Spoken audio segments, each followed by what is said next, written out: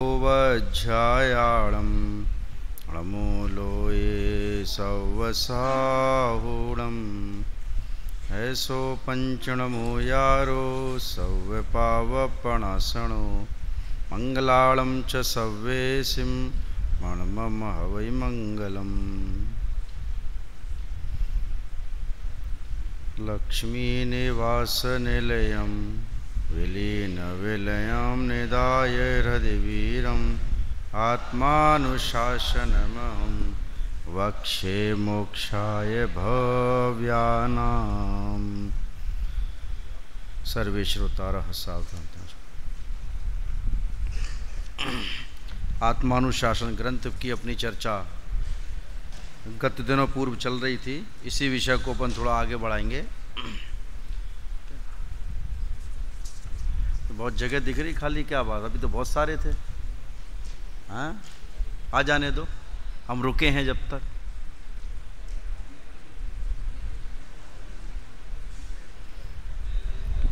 इतनी जल्दी जल्दी हमें जाना नहीं चाहिए, इतनी जल्दी जल्दी शंकाएं नहीं होना चाहिए।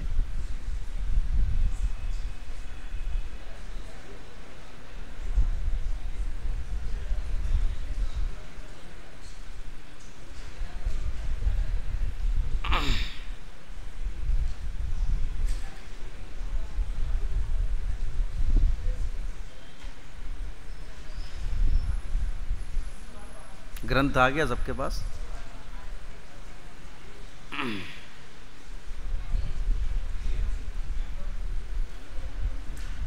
आत्मानुशासन ग्रंथ गुणभद्र आचार्य द्वारा रचित ग्रंथ है और इसकी चर्चा अपनी चल रही है गत दिनों पहले, और इसी को अपन आगे बढ़ाएंगे। और अपना श्लोक जो चल रहा है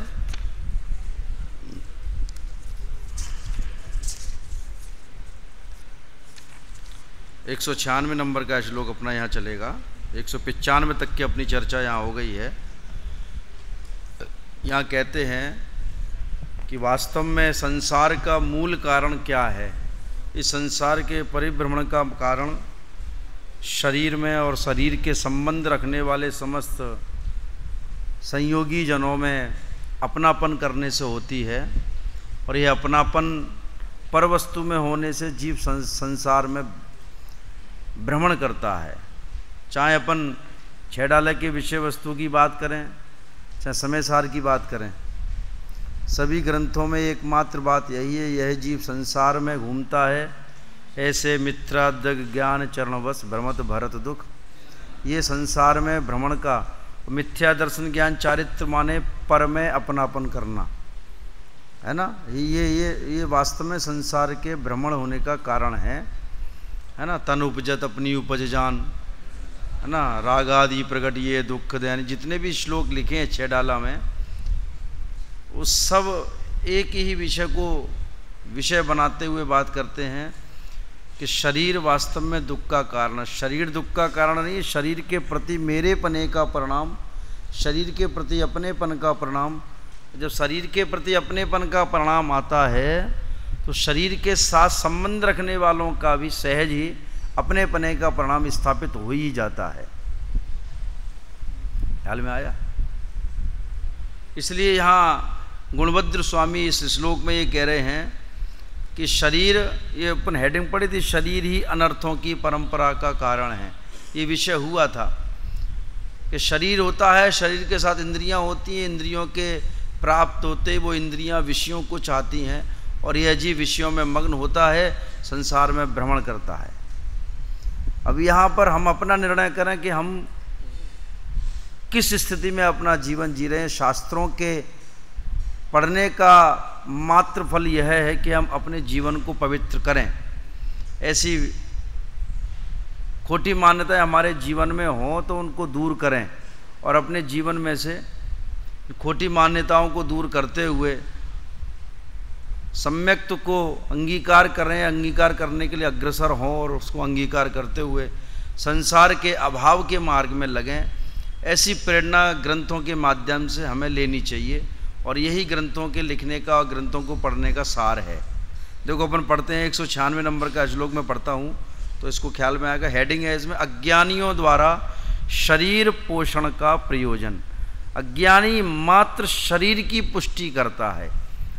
जो शरीर में मात्र अपनापन करे, शरीर के लिए जीवन जिए, शरीर के लिए सब कुछ समर्पित कर दे, पर के लिए जिए, तो उसका जीना जीना है कहाँ?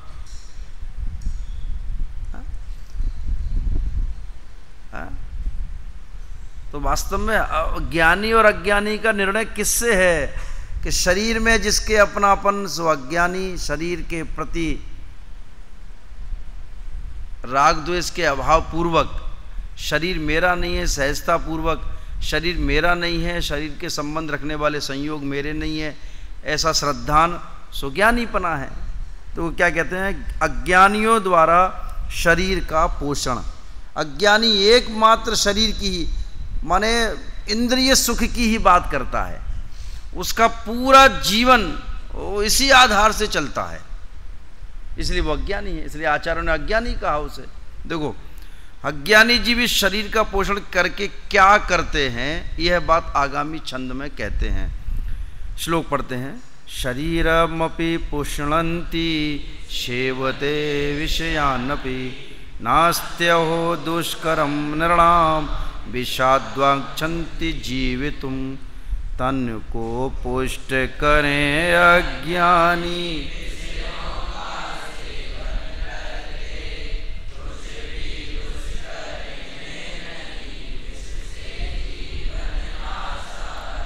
क्या शास्त्री फर्स्ट ईयर की कक्षा भी नहीं लगी और यहाँ भी इतने अनुपस्थित हैं? 36 कितने विद्यार्थी हैं? 37 में से कितने दिख रहे हैं? 6, 7, 8 दिख रहे हैं बस, हैं? 10 होंगे।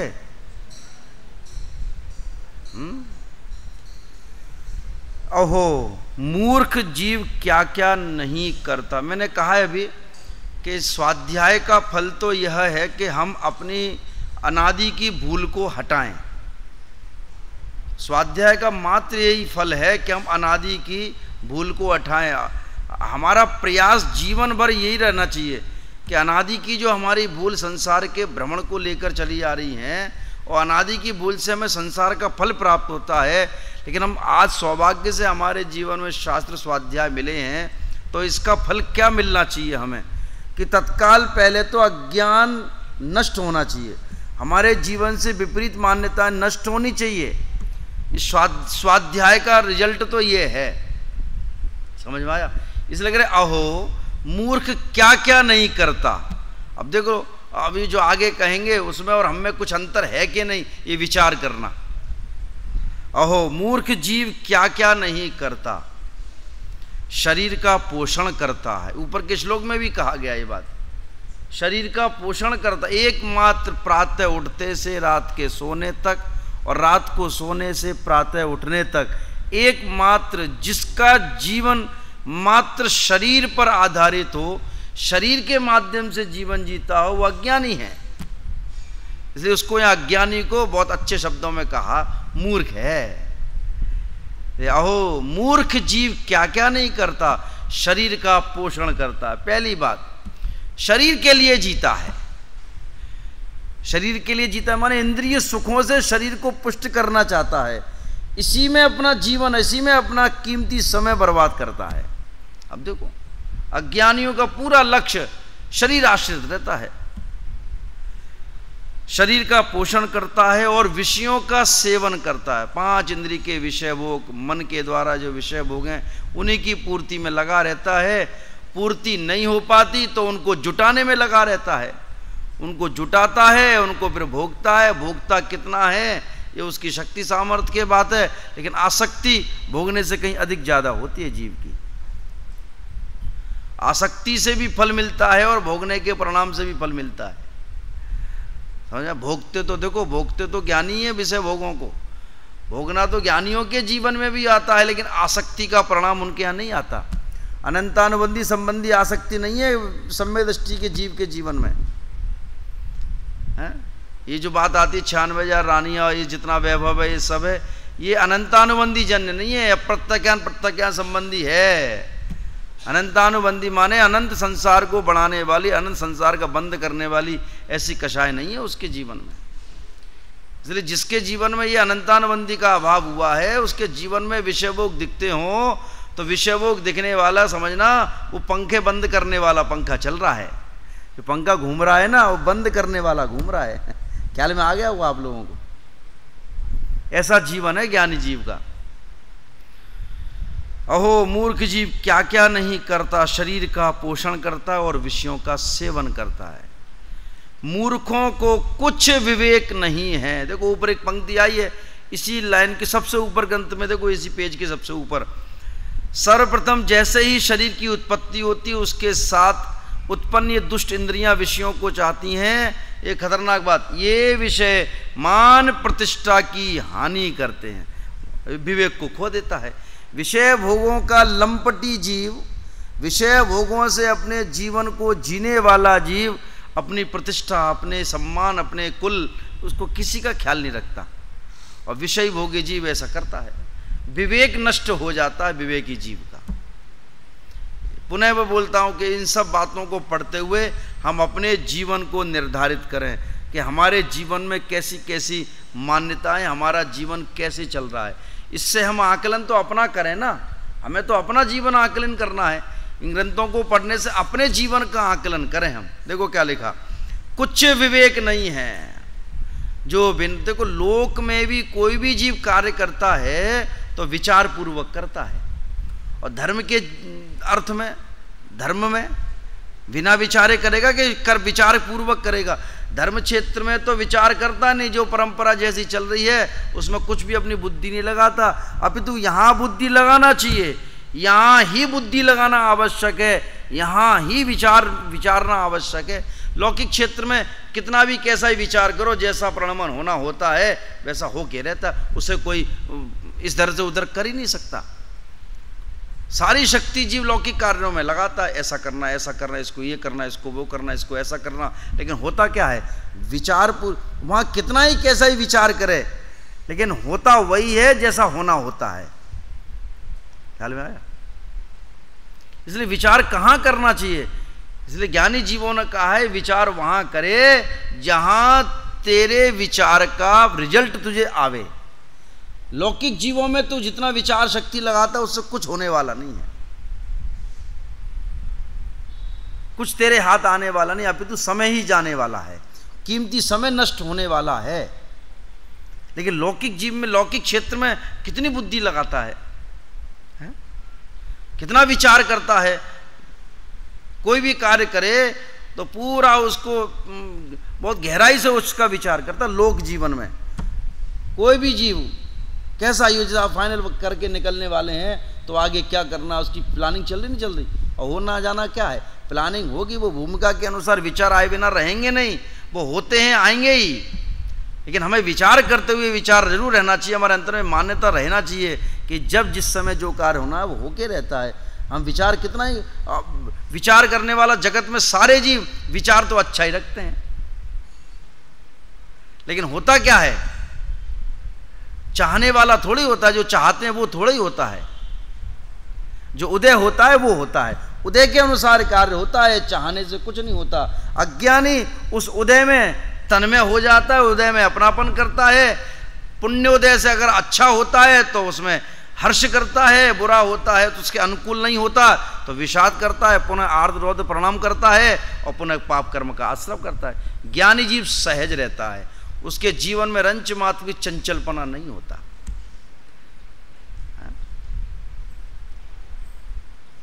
समझ में आया? हम अपना आकलन करें इन सब चीजों से। इसलिए कहते हैं मूर्ख जीव, विषय लंपटी जीव मूर्ख है, और वह मूर्ख विवेक खो देता है, विवेक नष्ट हो जाता है उसका। ऐसे विषयों का लंपटी विवेक विचार ही नहीं करता कि जैन कुल में उत्पन्न हुए हैं, जैन कुल मिला है, जिनवाणी हाथों में आई है, जिनवाणी की सुनने समझने की शक्ति प्राप्त हुई है, रुचि लगी है, और फिर भी वो विषय भोगों का लंपटी हो, फिर भी जो कार्य नहीं करना चाहिए वो करे तो वो योग्य है क्या? है? इसलिए मूर्खों को कुछ विवेक नहीं है, कुछ विवेक नहीं करता मूर्ख जीव। कभी कभी अपन लोगों के बीच में भी ऐसी बात होती है कि हम समझाते हैं, इसके समझ में नहीं आती, हम सब इसको ये कार्य नहीं करना चाहिए, इसको ये कार्य नहीं करना चाहिए, फिर भी वो कार्य करता है। जो कार्य करने योग्य नहीं है फिर भी वो कार्य किया जाए तो क्या कहे दुनिया, लोग क्या विचार करेंगे, मूर्ख है ये, इसके समझाने पे भी समझ में नहीं आते, अब क्या करें। इसलिए विवेक नष्ट हो जाता है तो कुछ विचार नहीं करता। इसलिए मूर्ख, कुछ विवेक नहीं है मूर्खों को। देखो क्या गजब की दृष्टांत दिया, वे विष से जीना चाहते हैं। कोई विष खाकर जी सकता है क्या? विष से कोई जी सकता है? जहर खाए और जीने की इच्छा करे, क्या यह संभव है? हैं? विषय भोगों को भोगते हुए, शरीर का पोषण करते हुए अपने को कह के मैं सुखी हूं, वो सुखी हो सकता है क्या? अरे वर्तमान में दुखी है और आने वाले समय में भी दुखी होने वाला है। वो वर्तमान में पुण्य अनुकूलता दिखती हो तो जगत को दिखता हो कि कितना आनंद है इसे, इसे गाड़ी लाड़ी बाड़ी सारी सुख सुविधाएं, सारा पुण्य का उदय। अरे उससे पूछो जाके कि उसके कितनी वेदना है उसके अंतरंग में। है? पैसे वाला इस बात के लिए उसकी अनुकूलता प्रतिकूलता कैसे बने, क्या बने, उसको संभाल करे, उसको मेंटेन करने के लिए दुखी रहता है। और जिसमें पैसा नहीं है, जिस पे अनुकूलता नहीं है, वो पैसे वाले को दिख देख के दुखी रहता है। उनको देखो कितनी सुविधा है, उनको देखो कितना आनंद है। आनंद उसमें है क्या? ये मूर्ख हैं जो जीव, जो ऐसा विचार करते हैं। ये अनुकूल और प्रतिकूल परिस्थितियों में आनंद नहीं है। अनुकूल प्रतिकूल परिस्थितियों के बिना जो सहज रूप से अपने आत्मा के निकट होकर जीवन जीते हैं, आत्मा में रमण करके जीवन जीते हैं, जीवन तो उनका आनंदमयी है। और जिनकी वार्ता चर्चा हम पढ़ रहे हैं ना, उन्हीं के द्वारा ये पवित्र ग्रंथ लिखे गए हैं। उन्होंने अपने जीवन को पवित्र बनाया, तो हम उनके अपनी पवित्रता के लिए उनके जीवन के इन पवित्र शब्दों को पढ़ रहे हैं। हम ख्याल में नहीं आती ना वर्तमान में स्थितियां। देखो प्रतिकूल परिस्थितियों में व्यक्ति वो प्रतिकूलता को हटाने का प्रयास करता है कि जल्दी हटे, ये प्रतिकूल परिस्थितियां हटे, अनुकूल आवे, और अनुकूल परिस्थितियां बनाए रखना चाहता है। तो प्रतिकूल परिस्थितियां हटाना और अनुकूल बनाए रखना ये हाथ में किसके है? ये पूर्व कर्म के पुण्योदय से प्रतिकूल अनुकूल परिस्थितियां बनती हैं, पाप और पुण्य के उदय से। ये सब परिस्थितियां स्वयं के पुण्य और पाप के उदय से बनती हैं। जगत का इसमें किसी भी व्यक्ति का कोई लेना देना नहीं है। इसमें किसी का भी 1% भी लेना देना नहीं है। इसमें स्वयं के अपने पुण्योदय से सुखी दिखाई देता है, पाप के उदय से दुखी दिखाई देता है। किसके? स्वयं के, स्वयं के है। उसमें कोई किसी का कोई लेना देना नहीं। अज्ञानी मूर्ख वो दूसरों को दोष देता है। अभी पिछले 2-3 दिन पहले दादा के सुबह के प्रवचन में आई थी जियागढ़ में, बहुत पवित्र बात। मैंने फर्स्ट ईयर में कही थी ये बात, उसको दोबारा रिपीट किया था। बहुत पवित्र बात। मैं यहाँ भी बैठा था, पीछे भी कही थी बात बैठ के मैंने, क्या कितनी अद्भुत बात आई कि सारी दुनिया जिस चीज़ के लिए जिसका अभाव करना है उसका तो ध्यान ही नहीं देती। कहते मिथ्यात्व का हमारा सबसे बड़ा दुश्मन कौन है? मिथ्यात्व है ना, उस पर किसी का विचार ही नहीं। तो मूर्ख जीव उसका विचार ही नहीं करते। और वो क्रियाकांड में बोले, सारे जगत में झगड़ा क्रियाकांड से है। सारा झगड़ा क्रियाकांड से। इसने ऐसे थाली रख दी, इसने ये कर दिया, उसने प्रक्षाल ऐसे करना चाहिए, उसका ऐसा करना चाहिए, ये करना करना करना। ये जैन धर्म है कहाँ? करना करना करना, जानना जानना जानना, ये जैन धर्म है। करना करना है कहाँ? लेकिन सारे जगत में झगड़ा करने का है। मूर्ख हैं वे। हम क्या करें, किसको समझाएं? जिसका समझने का उदय होगा वो समझेगा। हम और आपके जीवन में ये उदय आया है, हम और आप जी समझें। बाकी की हमें क्या है, समझना चाहें तो आना तो इन्हीं के आलोक में आना पड़ेगा, इन्हीं के निकट आना पड़ेगा। और कोई साधन है नहीं जगत में, कोई साधन नहीं है जगत में सुखी होने का, सुखी करने का भी कोई साधन नहीं है। ये एकमात्र स्वाध्याय, एकमात्र यही साधन है। मूर्ख इसको नहीं समझ पाता और शरीर के पोषण में, शरीर में ही अपना उपयोग लगाता रहता है। इसलिए कहते हैं कि विष खाने से, जहर खाने से कौन जी सकता है? ये बताओ, विचार करें अपन। विषय भोगों के भोगने से, शरीर को पोषण करने से कौन सुखी हो सकता है? जहर खाए और इच्छा करे जीने की, ये संभव है क्या?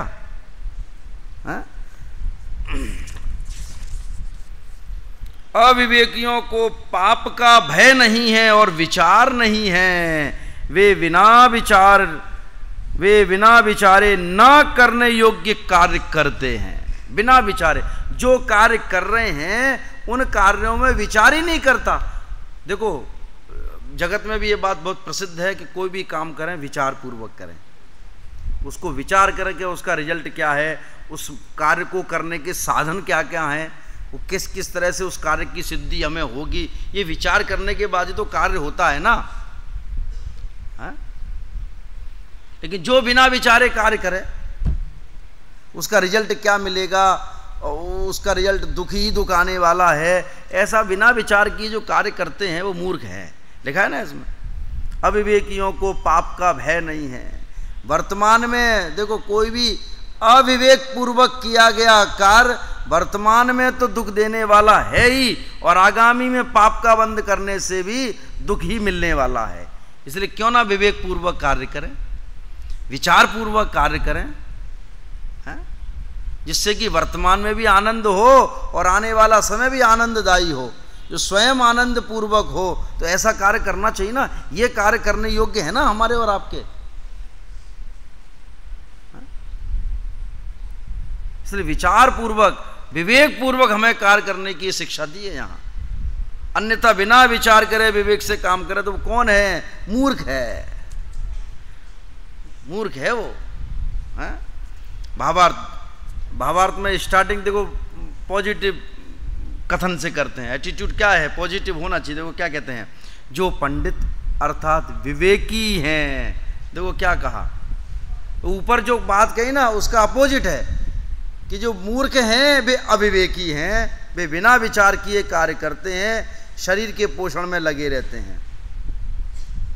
और जो इसके विरोधी हैं अर्थात जो विवेकी हैं और लिखा ना जो पंडित हैं, वे कैसे जीवन जीते हैं कि वे शरीर से अधिक प्रेम नहीं करते। अधिक शब्द क्यों डाला, प्रेम ही नहीं करते ना, ये तो अधिक क्यों लिखा है इसमें, शरीर से प्रेम नहीं करते ये लिखना चाहिए ना, अधिक शब्द क्यों डाला, अधिक प्रेम नहीं करते। तो थोड़ा तो करते हैं, तो शरीर से थोड़ा प्रेम करना ये अच्छी बात है क्या, है? थोड़ा या ज्यादा है तो प्रेम तो अज्ञानपना है। तो यहाँ अधिक का मतलब ये है कि ज्ञानी जीव शरीर का पोषण मात्र शरीर को धर्म साधन के लिए करता है, बस इतना समझना आप। मुनिराज आहार लेते हैं किसके लिए, जैसे बस सुक्ति पढ़ते ना अपन, ये आती चर्चा कि जीने के लिए खाना या खाने के लिए जीना, बताओ क्या करना। मुनिराजों का इसलिए का अधिक प्रेम नहीं करते, माने वो शरीर से मात्र धर्म साधन करते हैं। ये धर्म साधन के माध्यम से वो शरीर को जो जैसा आहार मिले, जैसा माने जो कुछ भी नहीं, योग्य विधि से प्रासुक आहार प्रतिज्ञा पूर्वक वैसा मिले तो ग्रहण करें। कितनी कंडीशन है, ऐसी ग्रस्तों के जीवन में भी है। शरीर की पुष्टि, शरीर की आसक्ति परिणाम से शरीर में पुष्टपना नहीं है उनके। ये आहार आदि की जो क्रिया है पुष्टता के लिए नहीं है, धर्म साधन के लिए है। इसलिए लिखा यहाँ अधिक प्रेम नहीं करते। पंडित और विवेकी हैं वे जीव, अनेक प्रकार की सामग्री से इसका पोषण नहीं करते हैं। ये अधिक प्रकार से सामग्रियों से शरीर का पोषण, ये स्थितियां तो ग्रस्त जीवन में जो व्रती श्रावक है ना उनके जीवन में ऐसी पवित्रता आ जाती है। मुनि धर्म अंगीकार करेंगे तो और विशेष पवित्रता तो रहेगी, है ना। जो शिक्षाव्रत अंगीकार करता है जीव, शिक्षाव्रत अंगीकार करने वाला जीव, उस शिक्षाव्रतों से ही उसके जीवन में कितनी पवित्रता आती है श्रावक के जीवन में। अभी चल रहा है ना अपने विषय में। शिक्षा मतलब श्रावक गृहस्थ जो प्रतिमाधारी है, अर्थात जो प्रोषद उपवास आदि जो 4 प्रकार के शिक्षाव्रत अंगीकार करता है, और शिक्षा माने मुनि धर्म की शिक्षा कि अगला कदम उनका मुनि धर्म का अंगीकार करने का है। तो उस मुनि धर्म से पहले कि मुनि धर्म में साधना कैसी हो, तो ऐसी कंडीशन तो उसको गृहस्थ घर में रहकर ही वो कर लेता है इतनी सारी साधना। तो माने उसकी पवित्रता, आचरण की पवित्रता, अंतर के परिणामों की पवित्रता तो उसके लिखा ना इसमें, अनेक प्रकार से सामग्री से इसका पोषण, इसका माने शरीर का, तो ये सारी चीजें तो पहले ही शुरू हो जाती हैं। मुनि धर्म में तो ये कहां से होंगी? एक बार भोजन करना, अष्टमी चतुर्दशी का एक आसन करना, भैया व्रत आदि जो पढ़ रहे हैं ना अपन, भोगो भोग परिमाण व्रत सब आएगा, पढ़ेंगे जब। ये सब अनेक प्रकार की सामग्रियों से बहुत सहजता से जीवन जीते हैं। किसी भी प्रकार से इस शरीर पुष्ट ना हो, शरीर में पुष्टता की आसक्ति का परिणाम ना हो, इस तरह से मात्र धर्म साधन के अर्थ अपना जीवन जीते हैं। समझ में आया? इसलिए लिखा यहां अनेक प्रकार की सामग्रियों से इसका माने शरीर का पोषण नहीं करते। सहजता पूर्वक गृहस्थ ने जो अपने लिए भोजन बनाया है, उस भोजन में से ही वो भावना भावता है कि कोई ज्ञानी जीव आए और यहाँ मेरे घर में आहार करें, तो उसी में से कुछ अंश, कुछ भोजन का हिस्सा वो ज्ञानी जीवों को भोजन कराते हैं। मुनिराज के आहार में वो खीर पूड़ी मिले या सामान्य भोजन मिले, हैं, उनको तो उदर पूर्ति करनी है, गर्त पूर्ति परिणाम से भोजन करना है। उनको थोड़ी शरीर की आसक्तता से इसको रिझाने के लिए भोजन करना हो। सहजता से उनकी प्रतिज्ञा पूर्वक जो टर्म्स कंडीशन अप्लाई हैं आचार्यों ने की हैं उनके लिए, उस पूर्वक उनका जो भोजन जैसे उस विधि से हुआ, तो सहजता से धर्म साधन के अर्थ वो चले जाते हैं जंगल की ओर और आराम से अपना जीवन रत्नत्रय से जीवन जीते हैं। वास्तव में जीवन जीना तो वही है जो अपने शरीर की आसक्ति से जीवन जीता है, शरीर में अपनापन करके जीवन जीता है, शरीर के लिए जीवन जीता है, शरीर को पुष्ट करने के लिए जीवन जीता है। वो शरीर, वो जीना है कहाँ? तो प्रति समय मरण मरण मरण है। वास्तव में जीवन किसका है? ज्ञानियों का, संयमियों का जीवन, रत्नत्रय से युक्त जो हैं वे जीवन जीते हैं। वास्तव में जीना तो उनका है। मिथ्या दृष्टि का जीना है क्या? वो भले ही उसके 10 प्रकार के प्राण चल रहे हों, लेकिन वास्तव में वो आत्मिक प्राण जो चैतन्य प्राण है उसका उसे आश्रय नहीं है, तो उसका जीना है कहां?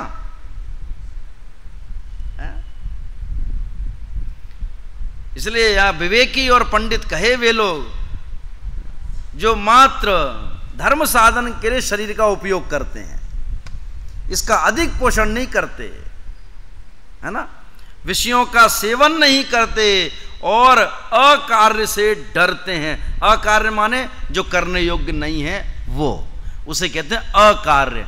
जो करने योग्य नहीं है, क्या करने योग्य नहीं है? शरीर में अपनापन, ये करने योग्य नहीं है। शब्द जरूर करने के कहे जा रहे हैं, लेकिन शब्द करना माने ऐसी मान्यता का अभाव होना चाहिए कि शरीर अपना नहीं है। जब शरीर से संबंध, शरीर से अपनेपन की मान्यता छूटती है, तो शरीर से संबंध रखने वाले जितने भी संयोग हैं, चाहे चेतन हो चाहे अचेतन हो, उन सारे संबंधों से अपनापन सहज टूट जाता है। सहज, ख्याल में आया? जंगल में आराधना करते हैं, ये सारे संयोग दिखते ना छूटे हुए, और शरीर के प्रति भी यह संयोग छूटा हुआ है कि सिगड़ी रख दी जावे, शालनी पैर खावे, गरम गरम आभूषण पहनाए जाएं, शरीर में अपनापन कहां दिखता है?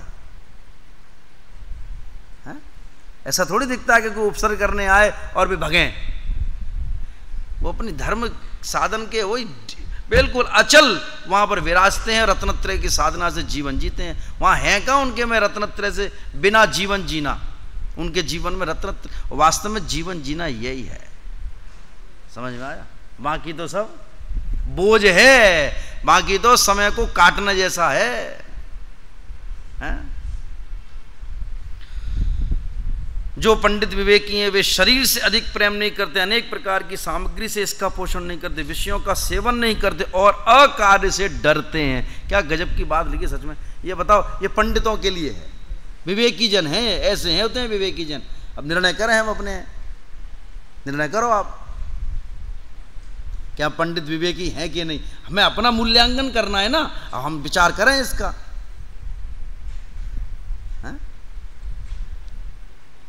अब देखो, अब जो ऊपर कही उसको फिर कहते हैं मूढ़। मूढ़, मूढ़ माने मूर्खों की बात। मूढ़ माने मूर्ख लोग शरीर का अधिक पोषण करते हैं। शरीर का पोषण नहलाने धुलाने से लेकर बढ़िया से बढ़िया पहनने ओढ़ने, बढ़िया से बढ़िया खाना पीना, वो शरीर को पोषण करने के लिए करना। जैसे तैसे शरीर का पोषण होना चाहिए। अज्ञानी इसी में उपयोग लगाता रहता है। 24 घंटे का सारा एक एक समय उसका इसी में जाता है। अब दादा ने लिखा ना, वो बहुत अच्छे धर्म के 10 लक्षण में वो एक दृष्टांत दिया है ना कि एक उपवास करे, एक दोनों वक्त भोजन करे। उपवास करने वाला टीवी देखता है या विषय भोगों में मग्न रहता है, और दोनों समय भोजन करने वाला स्वाध्याय करता है। तो बताओ किससे खा जाएगा गेट खोलने के लिए? ये दृष्टांत पढ़ा होगा आप लोगों ने। क्या गजब का दृष्टांत दिया। सोचो, विचारो आप। सारे जगत का दृष्टिकोण यही कहेगा, उससे कहो ना वो कर क्या रहा है? अरे उसका भोजन छूट गया, पूरे दिन भोजन नहीं किया, उसे आराम करने दो, उसे हिलाओ मत, उसे कष्ट होगा। देखो क्या गजब की बातें हैं। अब शरीर के पोषण के लिए मूर्ख लोग क्या करते हैं? या इसी को धर्म मान लिया। ये है कहां? विचार करना चाहिए वास्तव में अपन लोगों को कि हमारे जीवन में परिणति चल रही है क्या? ये सारे झगड़े क्रियाकांड के हैं, ये है वो है, ये है वो, ये क्या दम है इनमें?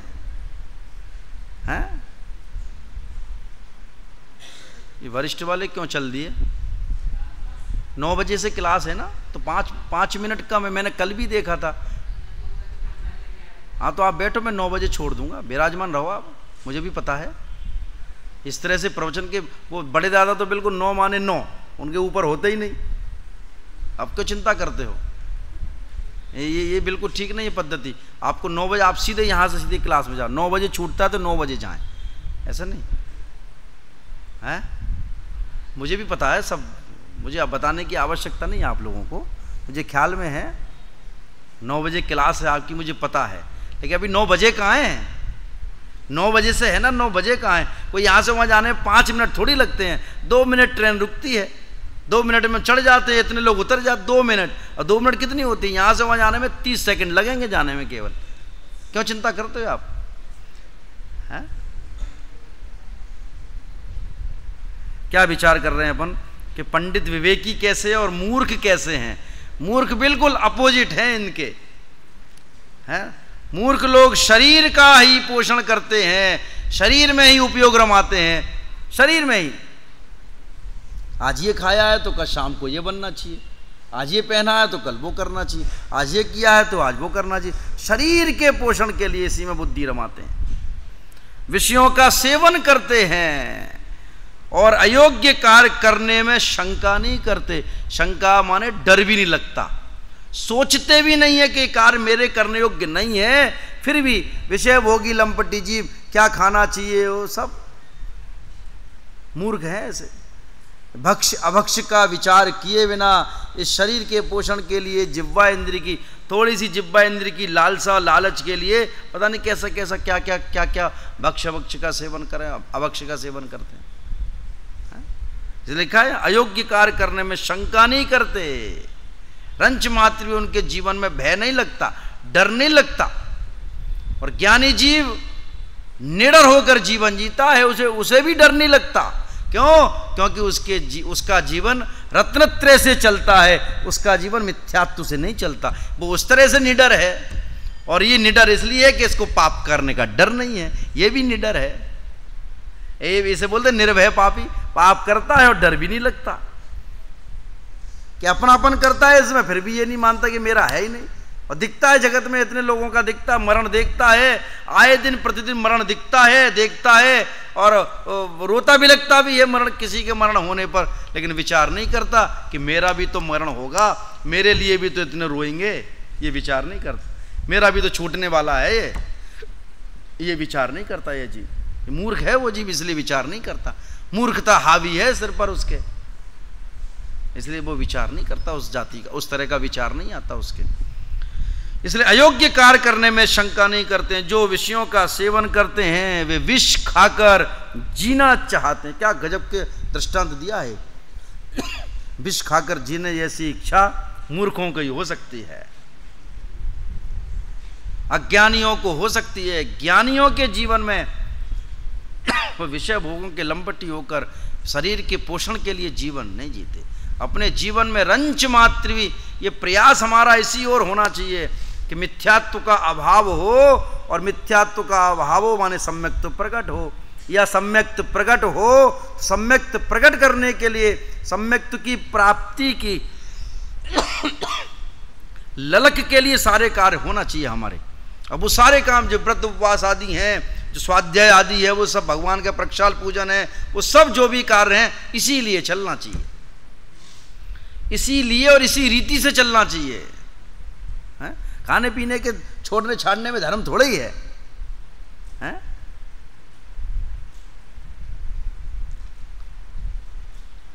इसलिए सब सारी बातें विचार करके अपन को ये कार्य नहीं करने योग्य क्या कार्य हैं वो कार्य नहीं करना, और क्या करने योग्य कार्य है और क्या करना चाहिए, ये विवेक और मूर्ख जीवों की विशिष्टता है।